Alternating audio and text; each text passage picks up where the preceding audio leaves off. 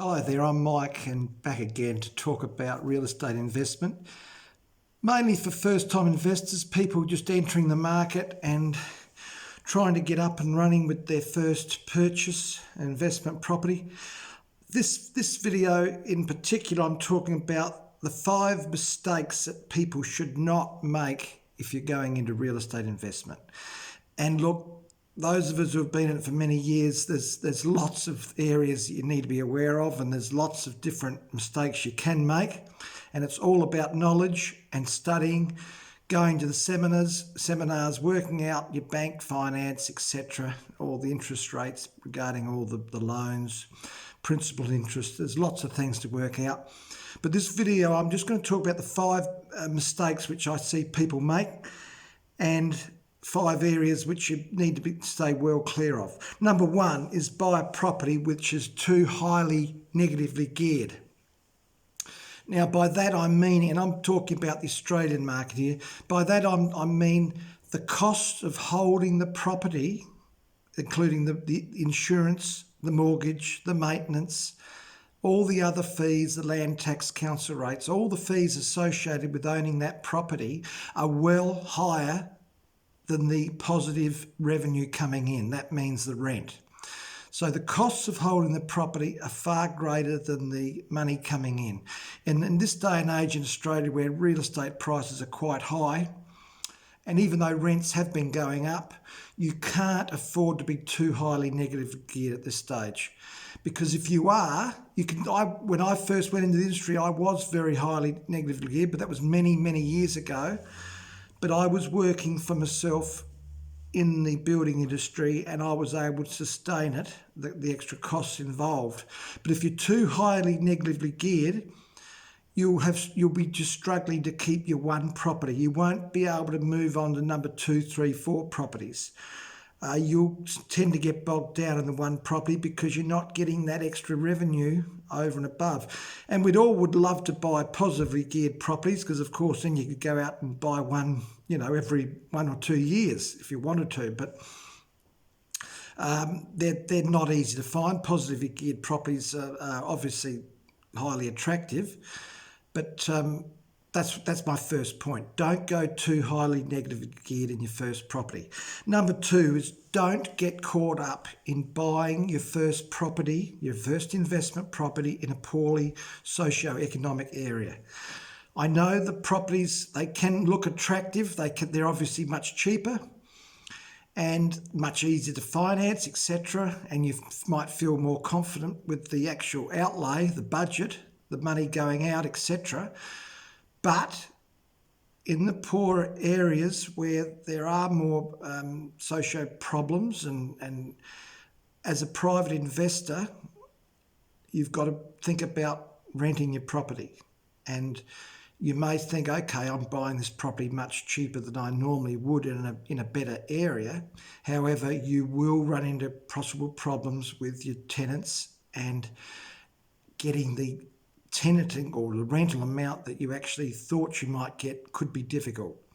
So bear in mind that it's an important side of the business, because once you start off in your first property in real estate investment, you want stability. That means you want a good tenant up and running first off, who's paying you the rent regularly. You don't need problems occurring in your first time around. Number 3 is choose a good quality property manager.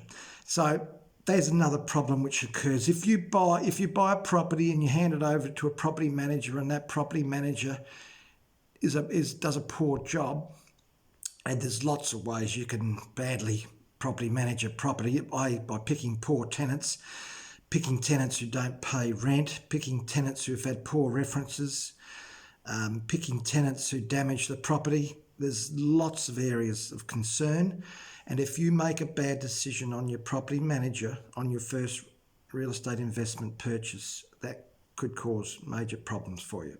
So keep that in mind. Number 4 is buy a property, or don't buy a property with a swimming pool. I know swimming pools are attractive, and people, when they're buying their own private residence, it's nice to have a swimming pool, but if you're going to property management and you're this is going to be a full-time 100% investment and you're going to keep it for a number of years, swimming pools can be a pain. Tenants don't maintain them. They're expensive. They're expensive to maintain. The water costs, calling in the pool cleaner on a regular basis to keep it up to date.